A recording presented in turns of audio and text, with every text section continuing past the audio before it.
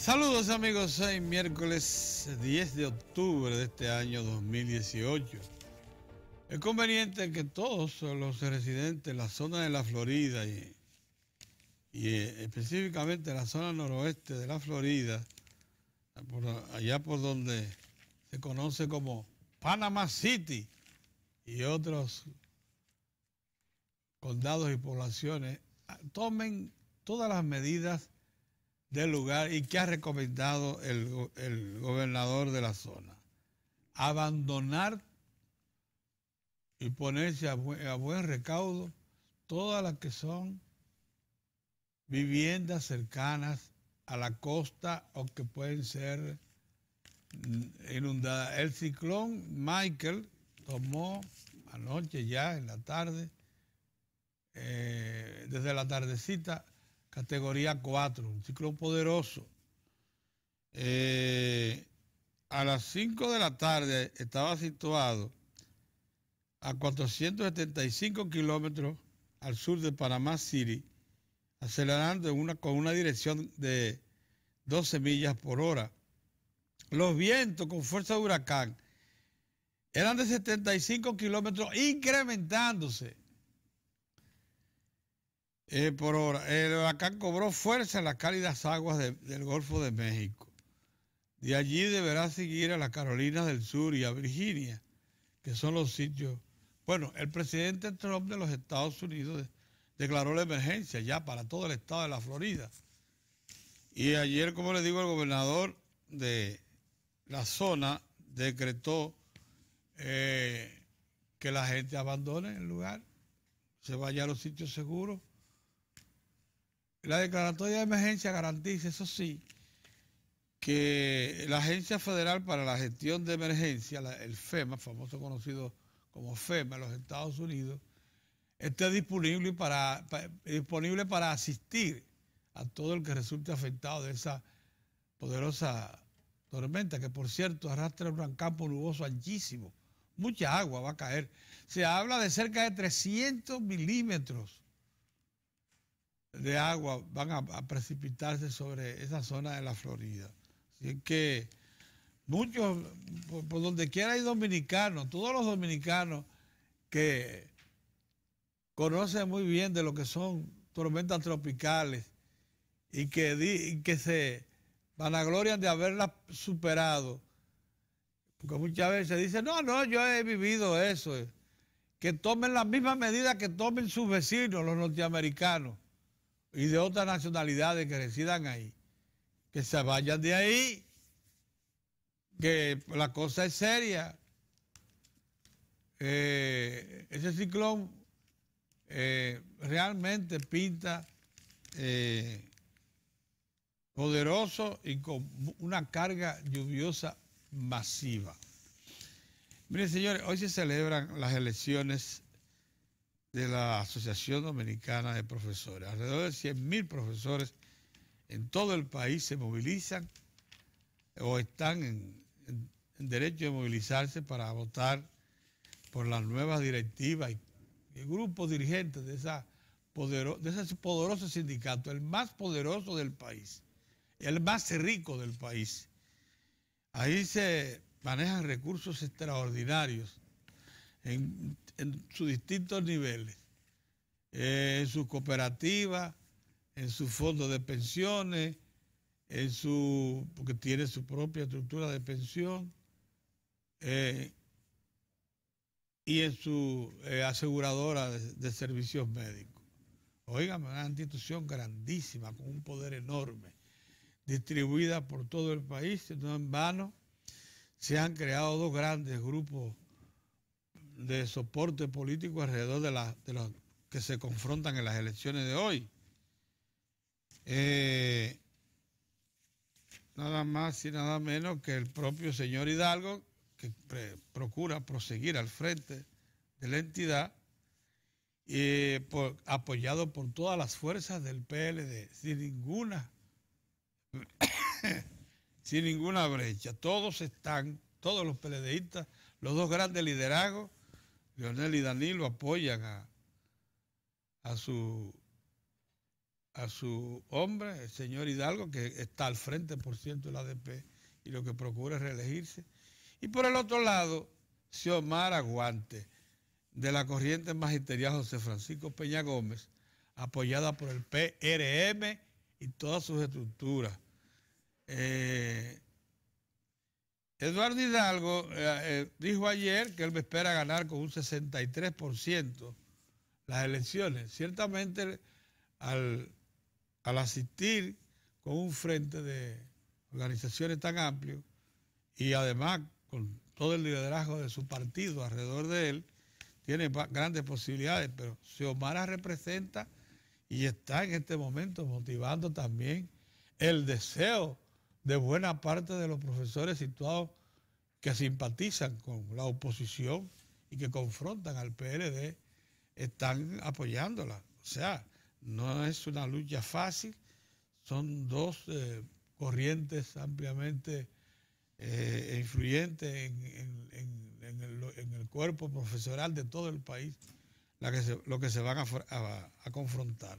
Una cosa lamentable del proceso es que el año pasado fue electrónico y otra vez volvió a lo manual, al conteo manual. Electrónico incluso con instrumentales facilitados por la Junta Central Electoral. No sé por qué regresaron a lo manual si el año pasado fue tan eficiente como para dar rápida y temprana respuesta en cuanto a las expectativas de resultados. Vamos a ver cómo les lleva en esta experiencia que parece un regresionismo. Los Yankees de Nueva York, aunque insuflaron en algún momento esperanza de regresar en el partido de anoche, la verdad es que lucieron mucho más débiles ante los Medias Rojas de Boston que en cualquier otra ocasión anterior. Y perdieron, por tanto, la oportunidad de proseguir en procura del título de la Liga Americana y también de la Serie Mundial. Los Medias Rojas lo dejaron anoche en el camino. Es un juego que, si bien creó algunas expectativas en la parte final, en el último inning, lo cierto es que los Medias Rojas tenían todas las posibilidades de ganar. Y, por tanto, la serie terminó 3 victorias para Boston y 1 sola para Nueva York, incluyendo una derrota vergonzosa como la de ayer, una verdadera paliza, 16-1. La de anteayer, perdón, que pudo haber marcado ya hacia dónde se dirigían las cosas. Así fue, como en efecto aconteció. Ahora lo que se espera es un verdadero choque de trenes entre los Medias Rojas de Boston y los Astros de Houston a partir del próximo sábado. Eso va a ser una serie mundial adelantada para los Phillies, porque son dos equipos que han hecho un gran esfuerzo por reunir una playa de jugadores de primera línea y que lucen muy duros, tanto en la ofensiva como en la defensiva, y también en el picheo. O sea, son equipos redondos los dos. Y por eso se espera que este 7-4, porque ya para definir el campeón de la Liga Americana y de la Liga Nacional, la serie, en vez de una serie de campeonatos, pasa ahora, en vez de una serie de división, pasa ahora a una serie de campeonatos. La división es a 5 juegos, el mejor de 5, que son 3. Ahora la serie pasa al mejor de 7, que son 4. Para esta ocasión, entonces el picheo, la ofensiva y todo eso se programa para que pueda estar disponible los mejores hombres en cada uno de esos partidos que se van a disputar, que van a ser, como les digo, de muchísima tensión. Mucha tensión que va a producir este encuentro, porque se sabe que se están enfrentando probablemente los dos mejores equipos de las grandes ligas en este momento. Medias Rojas de Boston y Astros de Houston. Eso es a partir del próximo sábado. Ya el viernes estarán confrontándose los Dodgers de Los Ángeles y los Cerveceros de Milwaukee, procurando también el título de la liga. Entonces vamos a ver qué pasará ahí. Ya los Dodgers dicen que esperan que su herramienta de último minuto, Manny Machado, sea la diferencia. En el papel lo luce, luce que Manny Machado sea el soporte ofensivo importante de los Dodgers para ganar la Liga Nacional. Miren, yo no sé si... Yo creo que debemos hacer dos advertencias en este día con respecto a dos funcionarios públicos que parecen que tienen todas las condiciones para hacerlo bien. Tienen el respaldo del presidente de la República y gozan del momento. Cuando usted está en un momento para hacer cosas grandes al servicio del país. Pero es bueno llamar la atención acerca de que las expectativas las administren de manera tal que sean razonables. Comencemos por el ministro de Agricultura. El ministro de Agricultura no puede decir que está a la vista, porque no lo está, la conversión de la República Dominicana en un país totalmente autosuficiente de todos sus alimentos. Eso no está a la vista. ¿Saben ustedes por qué no está a la vista? Porque la República Dominicana no produce ni siquiera un 10% de todo el maíz que consume. Y se plantea que para producir 1.200.000 o más toneladas métricas de maíz, habría que, con los rendimientos actuales, habría que sembrar la isla. Pero si usted toma el Valle de San Juan de la Maguana y lo siembra de maíz, de una variedad probada de alto rendimiento que duplique los rendimientos históricos, todo lo que usted quiera, 400.000 tareas sembradas de maíz, cosa que es imposible. Usted no puede convertir un valle en un monocultivo. Pero bueno, pongamos por caso, usted probablemente pueda cultivar el 30 o el 40% de todo el maíz que consume el país, haciendo ese esfuerzo enorme, corriendo ese riesgo enorme de especializar todo un valle, que es una reserva nacional, y probablemente de la región caribeña, porque tiene un potencial para ser un productor para exportación también, no solamente para mercado interno. Dedicarlo a un cultivo con un propósito, porque que hagan ustedes ese maíz, ¿a dónde que va a parar? Es a la granja avícola, porcina, ganadera, para garantizarnos carne blanca, carne roja y huevos. Pero ponga usted que ciertamente se incremente en esa proporción la producción de maíz y nos independicemos de tener que comprarlo en el exterior. Marchémosle a la soya. La soya, el consumo nacional de soya debe estar entre 600 a 800.000 toneladas métricas. ¿Dónde diablos vamos a cultivar esa cantidad de ese grano? Una vez se intentó hacerlo con sorgo, que es muy parecido y ciertamente lo puede suplantar. Se sembró la sabana de Sansón de soya y una parte de luperón también. Y nunca se llegó siquiera a suplantar el 5 al 10%, a suplir de la necesidad de importación. Pero hay algo que eso ni siquiera se puede plantear. El país consume más de 600.000, no sé, 500.000 toneladas métricas de trigo. ¿Dónde vamos a cultivar trigo? Aquí ni siquiera se ha intentado eso. Se ha intentado. Entonces no me hable usted de autosuficiencia de 100% alimentaria del país, porque eso no está a la vista.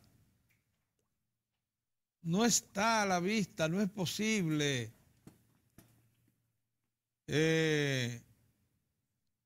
Dígale la verdad es que hemos progresado notable. Pocas naciones de América Latina se suministran el 85% de todo lo que consumen originado en su país y controlable. Ya eso es mucho. Agregue unos cuantos puntos porcentuales a eso, lleva los 88, quizás hasta un 90. Pero no le cree la expectativa al país porque no son ciertas, de que el país va a ser autosuficiente plenamente de todo lo que consume. Sí, pero buen mentito. A veces como que se aceleran los funcionarios. Eso dijo ayer no, quizá el pensó ministro de Agricultura. Quizá pensó en el arroz, don Pedro. Quizá pensó en los no, pero si usted se... Sí. Pero él debe saber muy bien que aún poniendo, por ejemplo, al Valle de San Juan de la Maguana, estamos hablando de un ingeniero agrónomo con una experiencia enorme, que ha presidido instituciones como la Junta Agroempresarial Dominicana por muchísimo tiempo. Propóngase usted, el arroz ya somos autosuficientes, en el arroz vamos a seguir incrementando la producción, incluso para tener un sobrante de alguna importancia para exportar, y hortalizas. Sí. Propóngase usted, porque vayámonos entonces al plato bandera nacional, la habichuela. Estamos consumiendo unas 800.000 quintales de habichuela. 800.000 quintales de habichuela. ¿Sabe cuánto puede producir el Valle de San Juan sembrado completo, dedicado al cultivo de habichuela? Con los rendimientos actuales, 450.000 quintales. Y para usted completar el resto, tendría que sembrar faldas, la zona fría de varias faldas de la cordillera central. Hombre, por favor, habría que incluso ponerse a desmontar. Es que hay cosas que no son posibles. Pero es posible que ¿A dónde tú crees que vamos a cultivar trigo? Para suplantar la importación de trigo. No tenemos las condiciones climáticas ni el espacio, don Pedro. No lo tenemos. De manera que ahí no. Y aquí ni se ha intentado. Es más, una pequeña prueba que se han hecho. No se le ha dado mucha importancia para producir trigo. Es probable, don Pedro. Son 300 millones que gastamos nosotros en importación de trigo. Tú sabías. Va por los 350 millones de dólares al año. Es probable, don Pedro. A mí me gustaría escucharlo, verlo, porque usted sabe lo que pasa aquí. Pero vamos a decirle que venga para que nos defienda la tesis aquí con nosotros. Ya lo que usted ha publicado, usted tiene que decir, como dicen los que participan en denominaciones religiosas cristianas, usted sabe que entonces le dice, según el Evangelio de Juan, según Alexander. Porque Alexander es una denominación religiosa cristiana y él le da una lectura a Mateo. Una interpretación. Sí, entonces cuando yo veo las cosas publicadas, yo me incluyo en la comunidad nacional que dice según le atribuye el diario X. Porque muchas veces cuando se encuentra con la persona o tiene el video o la grabación, dijo lo mismo, pero el contexto. Porque es probable que se emocionara. Imagínense, un país que produzca más del 80% de los alimentos que consume. Eso emociona a cualquiera y lo lleva a decir, nosotros somos autosuficientes. De ahí que sería interesante ver en qué contexto lo dijo. Por ejemplo, cuando te habla de lo del Valle de San Juan, oiga, no me puedo usar la expresión suya, pero yo creo que usted en eso le voy a decir por qué es importante esa advertencia que usted hace. Sí. Porque esta publicación, sí. La Cáceres toma Madrigal, dará agua a Santo Domingo. Ese título, y con el subtítulo que tiene, lo vamos a leer ahora. Sí. Ese título, con el subtítulo que tiene, da la impresión de que en la presente gestión se va a tomar Madrigal. Sí. Alejandro Montá considera que la obra, que tiene un costo estimado de 450 millones de dólares, millones de 450. Hablemos de una Montegrande más grande. Casi dos Montegrandes. Debe ser ejecutada en el año 2020. Mira, yo leí la crónica no dice eso. La crónica lo que dice es una cosa que se sabía. La leí completa, precisamente para resolver esas interrogantes y poder advertir lo siguiente. Lo que dice el director de la CAAS es que dentro del plan de que habló ayer aquí con muchísima autoridad, el director técnico de la CAAS, sí, un hombre de un conocimiento, ha pasado por todas las administraciones recientes de la CAAS y todo el mundo ha respetado al ingeniero Salcedo. El ingeniero Salcedo, Luis Salcedo, director técnico de la CAAS, ayer hablaba de eso. Sí, sí. Ciertamente, Madrigal, que ya no es el proyecto original, sino reformulado, porque no sería una presa de altura, sino un dique. Porque el país perdió Un dique que contenga y que haría del embalse mucho más pequeño y controlable, sí, incluso con un pequeño salto para producir 1 megavatio de energía hidroeléctrica. Pero eso es otra cosa. Claro, uno no imagina. No el Madrigal de más ruta, porque se perdió esa oportunidad, hay que decir, se perdió esa oportunidad. Sí, se perdió esa oportunidad porque el equipo que asesorábamos al licenciado Marluta, le dijeron que no. Llegamos a la conclusión que inundar 80.000 tareas pero en la zona cercana. Espérate, déjame decirte qué fue lo que pasó, porque yo participé en eso y fui una pieza clave en la decisión. Sí. Porque no sabía el comité técnico de Jacobo, que lo conformábamos 6 personas, no sabíamos cómo arribar a una información que estaba depositada en el INDRI. Y yo en mi condición de reportero fui, me presenté, la localicé y se la llevé. Y era si existía algún estudio de prefactibilidad en el INDRI que pudiera permitir sugerir una obra que fuera sustituta de esa y que no significara, por ejemplo, inundar 80.000 tareas, una buena parte de ellas ocupadas por la población. Rediseñar la autopista Duarte porque iba a inundar parte de la autopista Duarte. Sí.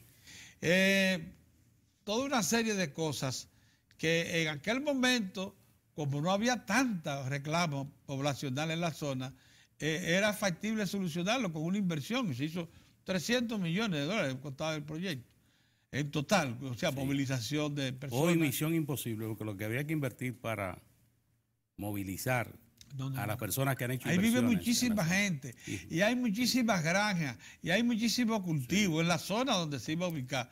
Pero ya la CAAS inteligentemente ha hecho otro estudio, la ha movilizado y ya no ofrece.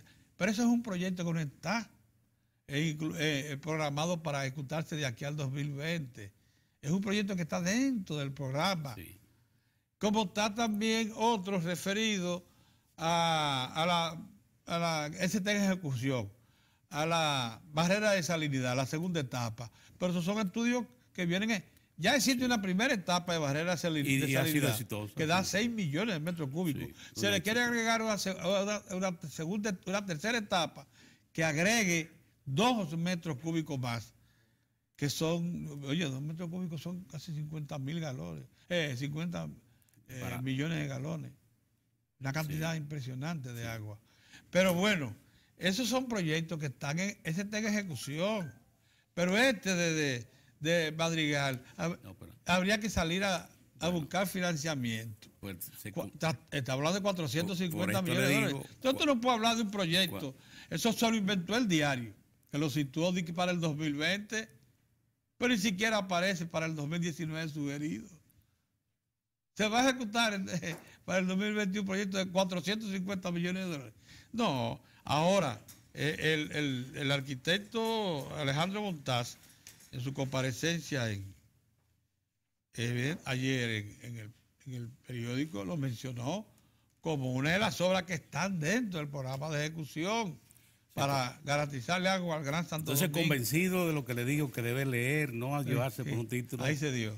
Y cuando lee el contenido también decir según aquel. Sí, porque se puede encontrar con una situación nueva. Que no es lo que ha dicho la persona. Ahí se dio eso. Bueno. Orión estaba mirando allí en el estudio como espectador hoy, no sé qué será. ¿Cómo está Orión? Buenos días, Orión. Buenos días. ¿Cómo va todo? Muy bien, Viendo que usted está armado. Pedro, Nosotros siempre hemos llamado la atención aquí del discurso pesimista. Sí. A eso hay que agregarle lo del discurso manipulado. Sí. Son confluyentes, pero no son iguales. El discurso pesimista muy propio de una prensa que viene de lo que todavía hereda los años aciagos de Balaguer, del presidente Balaguer, que todavía lo hereda. Es el discurso de decir que todo está mal, que todo, no de contribuir, no de participar de un debate propositivo, sino siempre estar al lado del debate negativo. Colapsó la economía, colapsó esto. Fíjate, uno de los periódicos hoy, no mencione cuál, Pedro, no es la intención de nosotros. No, parece la publicidad barata. No, pero además no es publicidad gratis. La idea. La idea no es confrontar, sino plantear el tema, plantear el tema, que el hecho. Un periódico, bueno, en su primera página, no son las informaciones del día. Sí. Se procuran informaciones que conformen el criterio de que colapsó el país. Tú lo buscas y te señala, por ejemplo, de las cosas buenas, te dicen, no, la mayor parte se fue en gasto de nómina, en el ámbito de educación. Sí. No, pasó aquello. Sí. El otro periódico, que es de otro grupo económico, sí, está haciendo muy buen trabajo en base a reportajes. Sí. Pero muy difícil tú vas a encontrar un reportaje que tenga el ambiente positivo. No son malos, me estoy explicando. Plantea los reclamos del país. Bien, bien, pero también debe plantear hacia dónde comunidades han logrado lo suyo. O sea, porque una sociedad es el conjunto de lo bueno, lo malo y lo regular. Una sociedad no es solo todos los malos, como tampoco una sociedad no es todos los buenos. Quisiera llamar la atención sobre eso. Porque yo creo que nuestro país en el año 2019, 2018 estamos, de aquí al 2020 es el punto de inflexión nosotros no podemos seguir con el lenguaje de los países que tienen una mentalidad de retraso. Nosotros hace 6, 7 años que conformamos una estrategia nacional de desarrollo. Nosotros fue en el 2012, fue en enero se promulgó la ley en 1 de enero de 2012. Se promulgó esa ley. Sí. Ya se supone que la sociedad dominicana estaba pensando qué debe ser en el año 2030. Sí. Entonces lo que nosotros tenemos que tener un discurso positivo, propositivo, analítico, censurador cuando fuere necesario, en camino hacia esas metas. Pedro le llama a las puertas del desarrollo. Nosotros se nos ha dicho desde tiempos inmemoriales que somos un pueblo pesimista, que se nos dice usted no puede hacer nada, usted no es un pueblo trabajador, usted es un pueblo que tiene unas raíces. Desde España, que cuando nos colonizó, España era una sociedad de acumulación originaria de capital y no de transformación ni de agregarle valor a la economía. Y que le damos ese comportamiento. El hecho de que todo es todo y nada de nada, y mientras Inglaterra, Francia, el norte de Europa estaban inmersos ya en la era de la revolución industrial, España y sus colonias estaban en una, mándeme más oro, busquen, encontraron en tal sitio, tráiganlo, y guardándolo en una bóveda, y los reyes dándose vida por ahí. Era así, que eso es lo que nos hablan.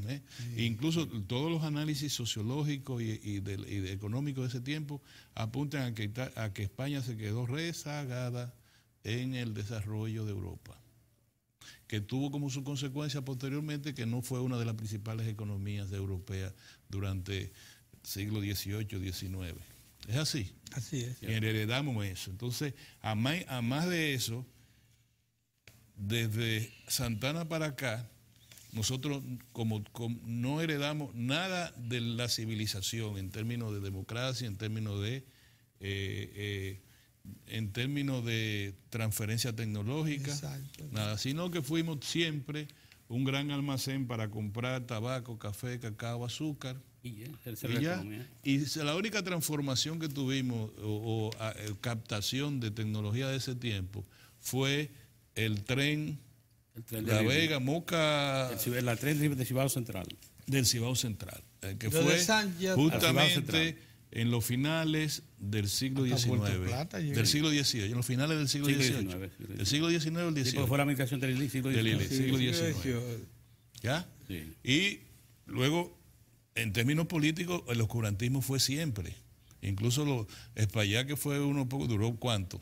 Gobierno de 3 meses. 3 meses. No llegó a 6. Todo lo demás era montonera, sí. generales de comunas y etcétera. Eso era lo que había, ¿verdad? Sí. Increíble. Entonces, es verdad. Y la tiranía más cruenta, más larga, la de Trujillo, sus ideólogos sostuvieron el pesimismo como fundamental. Usted no puede hacer nada.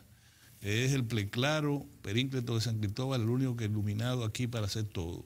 Y este era un país que no podíamos hacer nada. Y el que quería hacer algo tenía que irse del país, y se formaron las mentes más lúcidas fuera del territorio nacional y las más valientes e intrépidas dentro del territorio nacional, como fue la generación de Manolo Tavares. De eso estamos claros. Entonces, tú tienes que analizar, Pedro, vamos a seguir en esa línea. Vamos a decir que todo colapsó en este país. Oye, búscate, no sé qué página de qué periódico dice que el Fondo Monetario Internacional señala que la economía dominicana va a crecer 6.4%, la más alta de América Latina. Sin embargo, el titular es la América Latina, junto con toda su región, todos sus países, va a decrecer. Va a la baja, sí. Ese fue el titular local de los medios de prensa ayer. Cuando lo que está destacando el fondo es que estamos al frente del crecimiento de América Latina con 6.4, que eso no es un fly. Que sigue como líder en el presidente de Azonadores ayer nos dijo que en el turismo somos la cantera más importante, el destino más importante en términos de crecimiento, en términos de expansión, en términos de habitaciones y sobre todo, no lo dicen, en términos de cultura. Nosotros ya tenemos una cultura de desarrollo del turismo, como tenemos una cultura histórica de manejo de la producción de azúcar o del manejo del tabaco, que estamos en número 1 en el mundo. Es decir, ya como turismo, nosotros tenemos una cultura. Yo le invito a ustedes a que se vayan cuando lleguen a Punta Cana, en la rotonda, den la vuelta hacia la izquierda y van a encontrar los pueblos que sostienen al turismo de esa zona. Y van a encontrar que hay ahí una cultura de turismo, que la gente sabe que vive de eso. Y hay uno que yo arreglo los baños de los hoteles, el otro yo soy carpintero, yo soy pintor, el otro yo soy esto, camarero, qué sé yo cuánto. Todo el mundo, incluyendo escuela, la industria de la artesanía. La industria de la artesanía, sí. Una escuela de arte para presentarle los espectáculos en los hoteles. Es cultura. No, este país colapsó, este país se lo está llevando. Los titulares de los periódicos de mayor influencia en la República Dominicana le dicen que el destino dominicano está en manos de Juan Ubiere y de Cambita. Yo tengo que reflexionar, yo tengo que llamar la atención del país con ustedes. ¿Tú sabes qué es lo que sorprende? Incluso, Pedro, de esa apreciación tuya que estás haciendo ahora, una llamada de atención que hizo Julio Ortega, que cómo es posible que la República Dominicana, que va a liderar el crecimiento este año, que lleva toda esta década del 2004 a la fecha creciendo sin parar, todavía tenga una clasificación de BB menos, que le falten 2 puntos para alcanzar la clasificación de inversión. Exacto, pero Pedro... con una economía tan sana. ¿Tú crees que el empresariado puede reducir su influencia y su participación en la sociedad a determinar la cuota que le va a entregar de la acumulación originaria de capital o de las utilidades que tiene en un cuatrenio al partido que desee que se permanezca según sus intereses en el poder? ¿Tú crees que ese debe ser el papel del empresariado en un momento como ellos? ¿Tú crees que el empresariado no ha debido ser responsable también? Me refiero al liderazgo empresarial, sin hacerle ningún tipo de nominación sociológica. El liderazgo empresarial, lo que tienen niveles de influencia para incidir en el destino dominicano. ¿Tú crees que no es justo ya que estemos hablando, por ejemplo, responsablemente de decir qué vamos a hacer con la fiscalidad? Vamos a seguir diciendo que el déficit fiscal es culpa del gasto y no del ingreso. Vamos a seguir diciendo que nosotros tenemos que mantener, que llamarle la atención al gobierno porque construyó 1.600 y tantos apartamentos para sacar gente de la orilla de la podredumbre, ¿dónde que están los cerdos? El sitio donde de la posilga, de la barquita, y llevarlo a la civilidad, a la decencia. Vamos a decir que eso es dispendio del gasto público. Vamos a decir que el río alrededor de la frontera donde hubo el deslave del río, Río Blanco, sí, sacar a toda esa gente, cuando nosotros fuimos ahí y 300.000 tareas la volvió a tomar el lago Enriquillo, sí, que le pertenecían. Se sacó esa gente de ahí y se llevó a un sitio de civilidad. Vamos a decir que eso es dispendio del gasto. Vamos a decir que el endeudamiento del país es frenético y que los gobiernos lo están haciendo por una razón de prolongarse en el poder. Y no vamos a hablar de fiscalidad. Y no vamos a hablar de la redistribución del ingreso. No vamos a hablar de que el Estado tiene que cumplir con el deber de sacar de la pobreza a todavía más de 1 millón de dominicanos que se permanecen detrás de la verja de la miseria. Entonces los sectores influyentes van a seguir diciendo que todo aquí colapsó. Entonces nosotros hoy, cuando yo veo esta madrugada los periódicos, digo, me acuerdo, lo he mencionado muchas veces aquí, la historia esta de la obra de teatro, Proceso por la sombra de un burro, que el pirata Tifus sale de puerto, saluda a la novia, que por cierto se llama Iris, sí, y ella lo despide, adiós pirata Tifus, él se va con alta mar con su barco, cuando retorna, ahí está la novia en el mismo sitio, oh, ¿cómo tú estás, pirata Tifus?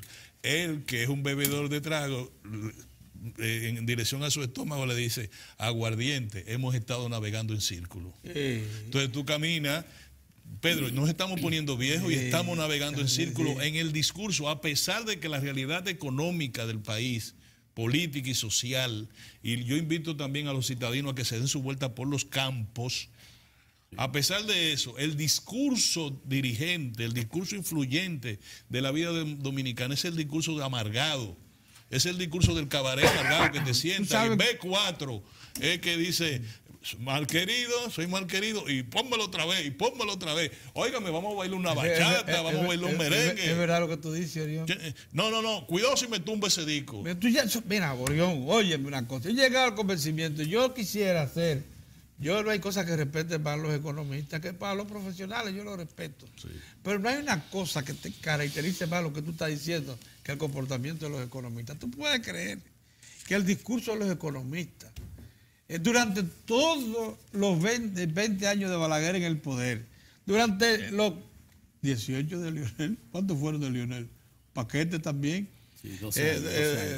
12 años. 12 años de Leonel. Desarrollaron un comportamiento que era unísono, ahí de toda la corriente de los economistas. Sí, pero el país le falta, el país no crece sanamente, poniendo en duda siempre los resultados de las políticas oficiales, siempre criticándolo, porque ellos han llegado al convencimiento no solamente de que esa es la forma como deben comportarse públicamente, sino que para hacerse necesarios, ellos critican, para que lo llamen y le digan, ¿y cómo tú crees que debe hacerse la cosa? Todos, una cosa sorprendente.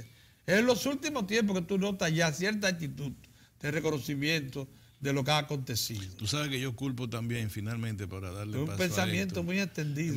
Mira, Pedro, las universidades dominicanas, especialmente la universidad estatal, no participan en el debate de manera... No, y cuando lo hacen para crítica negativa. Pero mira, tú ahora que tú hablas en términos de economía, la Escuela de Economía de la Universidad Autónoma de Santo Domingo, sus profesores, sus dirigentes, cuando van a la televisión, lo he visto a los directores de escuela, y digo, no, mira, si tú eres un profesor, pero si tú eres un profesor... Lo mismo pasa en Intec. Pedro, nosotros tres, por suerte lo podemos decir, hemos estado en escenario académico, en calidad de alumno, que tú te dices, yo estoy en la octava maravilla del mundo, en muchos sitios, en Europa, en Asia, en América Latina y en Estados Unidos principalmente. El proponente, cualquiera que sea, de una escuela, de la que sea, de una universidad estatal que tiene 400, qué sé yo, cuántos años de fundada, no puede ser el que hable como si estuviese peleando en un barrio. Sí. la persona cuando te hable de eso, en su nombre, mira, si te va a hablar del tema tal, tiene que pasarse 6 meses estudiándolo para cuando salga ahí, habla el profesor fulano de tal. Con su currículum detrás. Te lo digo, yo he venido como medio sospechoso. ¿Tú sabes por qué? Porque yo estaba en Yale. En Yale, sí. Y el programa... La gente le dice Yale, pero sí, es Yale que se escribe. En Yale, sí. Bueno, para que tú... Como decía Pedro Enrique Ureña. Yo estaba en un curso muy avanzado de una escuela de negocios. ¿Quiénes estaban ahí? Todo el que tú nomás podías decirle, sí, oye, que nada más. Porque para eso están ellos ahí. Para hacer luz, no sombra. Para que te obliguen a estudiar, a hacer... Aquí hay una concepción errada de la academia. Había dos más severos críticos de la economía, de la política del Banco Central, que Andy Daguarre y Aristides Cudel, cuando eran los jefes de la Escuela de Economía de allá al frente, de la Universidad Ucamaima, de la Universidad Católica Madre y Maestra, cuando eran jefes de eso. Había dos cosas más severas que esa. Porque se cree que cuando usted está en el aula tiene que ser crítico per se de todo. No, lo que tú tienes que ser es con datos y tan, digamos, tan original, tan dinámico, tan fuera de todo el contexto. Tú tienes que salirte del contexto. La prensa, el New York Times, que tiene su posición política, ¿cómo ha sido frente al gobierno de Trump? Bueno, sí, pero ve a ver cómo. Respetable para la sociedad americana. Entonces, nosotros tenemos que salirnos de esa cuenquita, de ver lo mismo que estamos viendo, por ejemplo, en la televisión también. Bueno, muchos muchachos, ya señores adultos como nosotros, que se supone que tenemos un poquito más ya de experiencia, hay que ver la amargura, el malquerido. Están en el mismo bar, el disco es el B5, el malquerido, soy malquerido por la mujer que yo más quiero, y se sientan ahí con el trago y dicen, cuidado si me tumban. Yo le puse, es que, chiquitica, hasta que crezca. Y no, ya hay bachata, ya hay merengue, ya hay, ¿cómo se llama? Música, qué bueno. Ya. La verdad que perdóneme, pero es un aporte a la comprensión de la sociedad dominicana de hoy, en lo que tú estás haciendo. Adelante, Domingo. Para que sepamos cómo se está comportando la gente ya. Es una actitud per se, preconcebida, de crítica negativa. Pero el país tiene que cambiar, no podemos seguir con esa práctica. Esa amargura. Esa amargura permanente. Oye, Héctor, te rompo la mano para decirte esto. Una amargura que incluso se mantiene cuando ha cambiado el estilo de vida de los proponentes de esa amargura. Hoy... Cuando objetivamente ellos han cambiado. Hoy no están exiliados. Hoy no están en un traspatio huyendo con una barba para que no lo vean. No. Hoy están en los mejores lugares y con segundas residencias de desahogo espiritual. La ONG internacionales más afamadas. Van a todas partes del mundo. Sí, conocen de los por las mejores ONG. vinos. Sí, así es. Le hacen pleitesía a los obreros escoceses, con los mejores escoceses. Sí, así es. Han conocido las mejores catas en este muchacho, ¿cómo se llama? En Los Ángeles. Y Sudamérica también. Y han estado en Sudamérica. Han ido a la zona de las uvas de Argentina, de Argentina y de Chile. Y también. Y en Francia. Y en Perú, en la región del champán. Han estado en la región del champán. Le han puesto un champán con su nombre y han degustado desde 100 kilómetros dentro de las cuevas estas donde añejan el champán, viendo cómo lo hacen, y salen y le dicen, mire, con su nombre, este champán del año tal. Y cuando vienen aquí, amargados, colapsamos, nos llevó el diablo, pero así no se puede, Pedro. Así no se puede, no. Díganos, don Héctor. Sin embargo, en las conversaciones del grupo, Diario de Cuatro. Me pasé, Héctor. No, hiciste un aporte importante. De ninguna manera. Porque esa gente que había que señalarla como tal. En las conversaciones amargada, persistentemente amargada. En las conversaciones fuera del aire, nosotros siempre, Orión, don Pedro, Mozart, cuando tratamos los temas, hablamos de una práctica que hay en República Dominicana, y es que no se le confiere importancia a la información a la hora de emitir un juicio o pretender hacer una conclusión. No le presta atención. Y mirando ese cuadro, esa manera de manifestarse, ese discurso pesimista, yo siempre recuerdo al doctor Antonio Sagrul, que él decía que un un profesor, dice que escuchó a un profesor universitario aquí en la República Dominicana decir que si Newton hubiese nacido aquí en República Dominicana, cuando ve lo de la gravedad, se establece la fuerza de la gravedad, dice que si hubiese sido aquí y él ve que se cae la manzana, se lo hubiese comido. Y no piensa en que la fuerza de la gravedad es que la trae hacia la tierra. Entonces, sí. En la República Dominicana hay... Y se lo hubiese agradecido a Dios que se la puso en las manos. Sí, hay esa especie de esa cultura. Y nosotros también conocimos Orión. Recuerda el tiempo también del cine, que el que tenía la oportunidad de ver películas, ir al cine, inmediatamente hacía juicio concluyente. No, esa película no la vea, eso es un clavo. Cuando llegaba un libro y una persona lo leía, aquí había una comunidad que cuando leía ese libro, inmediatamente se daba la autoridad de decirte a ti, no, ese libro no lo lee, ese libro no sirve. ¿Y qué ocurre? Eso es lo que explica que después los dominicanos descubren muchas lecturas tarde, cuando ha pasado mucho tiempo. Sí.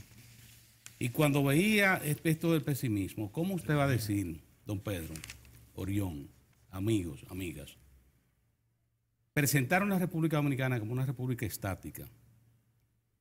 La República Dominicana, un país, ¿ustedes saben cuántos estudiantes universitarios tenía República Dominicana en 1961, cuando mataron a Trujillo? 61. Menos de 3.000 estudiantes universitarios, sí, con una universidad. La Universidad de Santo Domingo, que una sola. Es universidad. 2.500, hoy República Dominicana tiene más de 600.000 estudiantes en universidades.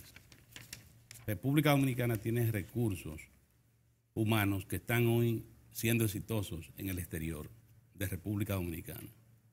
Entonces, un país que está formando sus recursos humanos, que está haciendo esfuerzos por dar el salto en educación, usted ese discurso no me va a convencer con ese discurso. Fíjense lo que pasó ayer en Santiago. En Santiago, ustedes saben que comenzó República Digital. Ustedes recuerdan que República Digital fue lanzada en Santo Domingo, en el Distrito Nacional, la capital de la República. ¿Qué se planteaba con República Digital? Cuando se le hablaba a los primeros servicios que entraron en línea, cuando la gente lo comenzó a disfrutar, decía, pero ya no tengo que ir a la Procuraduría para obtener esta información. Oye, todo estos viajes me lo voy a evitar. Pensaba que era una cosa micro. Miren, ayer en Santiago fue lanzada la 4ª etapa. ¿Usted sabe cuántos servicios se le agregaron? 34. ¿Qué ocurre con ese tema también de presentar ese pesimismo? Que se coloca debajo de la mesa un tema que debería ser permanente aquí en República Dominicana, el de la desigualdad. ¿Cómo República Dominicana puede romper la barrera de la desigualdad? A pesar de todos los esfuerzos. Por ejemplo, ¿usted sabe cuánto el año escolar que tenemos en desarrollo comenzó? 2.2 millones de estudiantes. Y vi un año escolar que de nuevo, ustedes han visto que ya pasó el tiempo, y que aquí, ustedes, un muchacho de un barrio de la capital, el padre, la madre, todo el mundo, o los tutores, preocupados porque no encontraban espacio. Se quedaban fuera de las aulas. Nos decían que cada año aquí se quedaban 300.000. Después bajó a más de 200.000. No se podía hacerse nada. Hoy República Dominicana, con todos estos esfuerzos, que de esto debiera hablarse, República Dominicana ha ido superando ese problema. ¿Y en qué está hoy? En cómo elevar la calidad de la educación. ¿Por qué aquí en Diario de 4 nosotros criticamos al gremio de los profesores y le decimos que en ninguna lucha debiera involucrar el programa escolar, que debieran hacerlo todo, programarse bien para que no se pierda una hora de clase? Que no se pierda. Fíjate lo que dice la Asociación de Industriales de la Harina, que los paros, oigan esto, que los paros están afectando a esas empresas, los paros escolares. afectándola. Entonces piense usted en el programa, porque unos profesores del sur... No son escolares, son generados por la actitud de los maestros. Los maestros paros, los paros de los maestros. Sí. Oigan lo que están diciendo. Entonces, esto de, ¿qué aquí hemos dicho? Señores, si están hoy los recursos, que cada actor haga su parte. Por ejemplo, ¿cómo usted, un profesor del sur, o del norte, o de la frontera, que hay una reunión en la capital? La reunión es el martes, pero el día martes para el viaje. Y el día miércoles, el día de la reunión. Entonces él quería hacer una diligencia aquí en la capital. Y cuando terminó el jueves, va a hacer esa diligencia.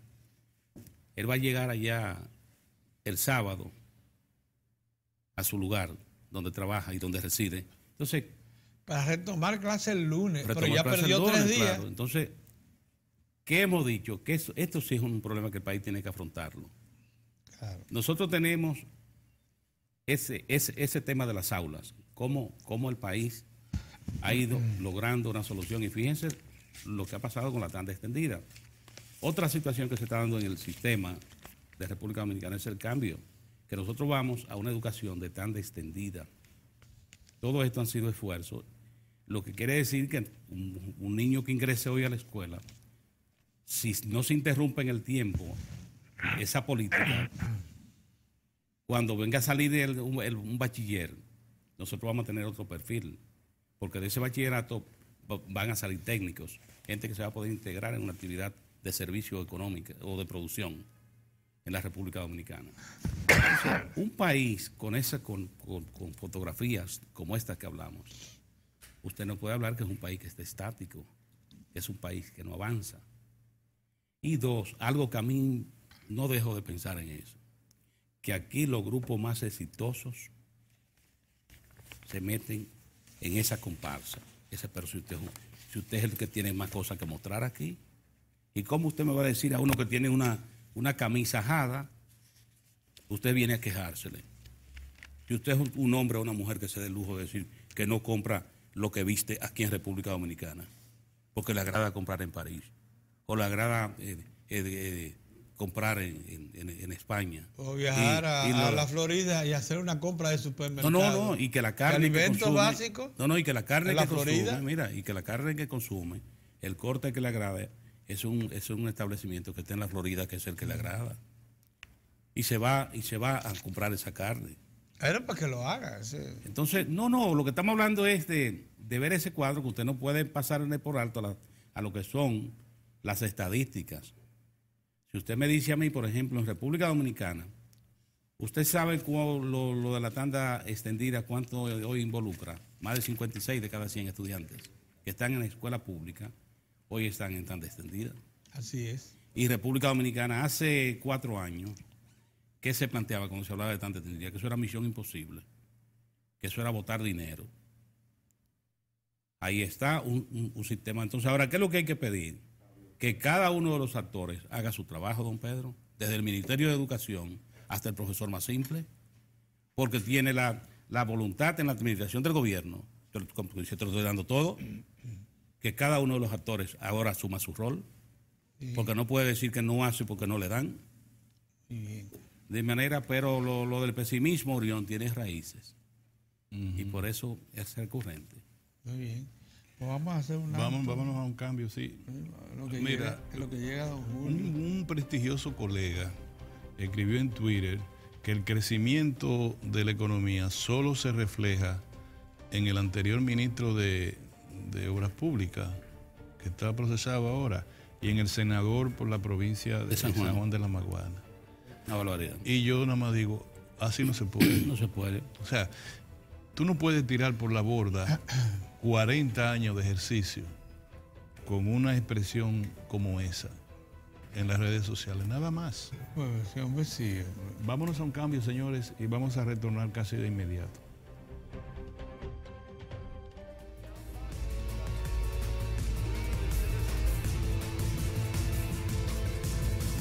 Muchas gracias por preferirnos. Gracias al Internet podemos estar al corriente de todo lo que sucede alrededor del mundo en segundos. Por eso no escapamos de esta realidad y te las presentamos en las noticias internacionales.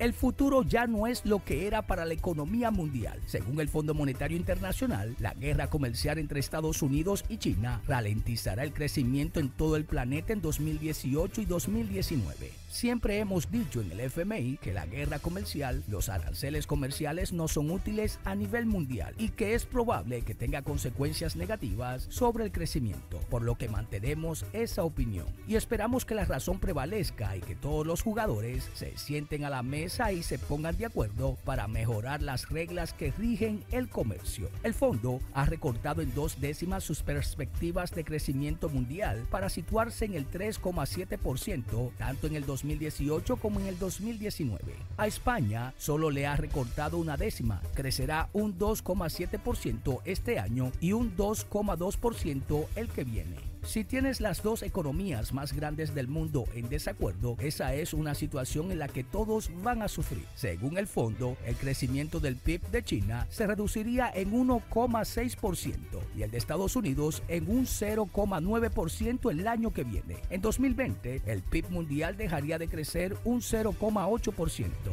Las consecuencias de la guerra comercial en ciernes, que también podría involucrar a Europa, perjudican a todos.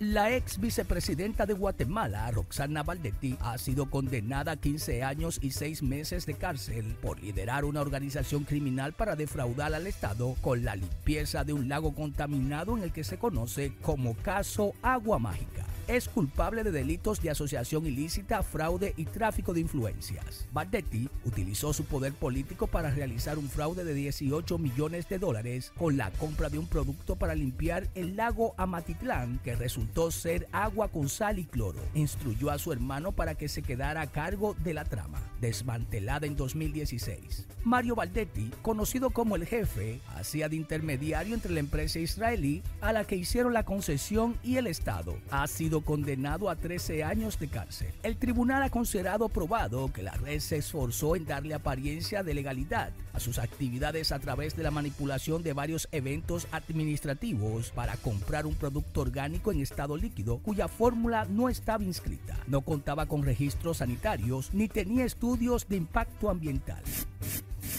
Al menos 13 personas perdieron la vida en lluvias que provocaron inundaciones en El Salvador, Honduras y Nicaragua durante el fin de semana. Las agencias de manejo de desastres en los 3 países informaron de muertes provocadas por caídas de techos o crecidas de los ríos. 6 personas murieron en Honduras, 4 en Nicaragua y 3 en El Salvador. Las autoridades buscaban a un niño arrastrado por un río en Guatemala. Se atribuyó la lluvia a un sistema de baja presión frente a la costa salvadoreña del Pacífico y posiblemente en cierta medida a la tormenta Michael en el Caribe. Las tormentas comenzaron el viernes y se pronosticó que se disiparán en las próximas horas. Los residentes de las zonas afectadas huyeron a refugios habilitados por los gobiernos o aguardaban ayuda en zonas aisladas. Para Diario de 4 de las internacionales, Giovanni Ramírez. Ahora nos vamos a una pausa y luego retornamos con más de Diario de 4.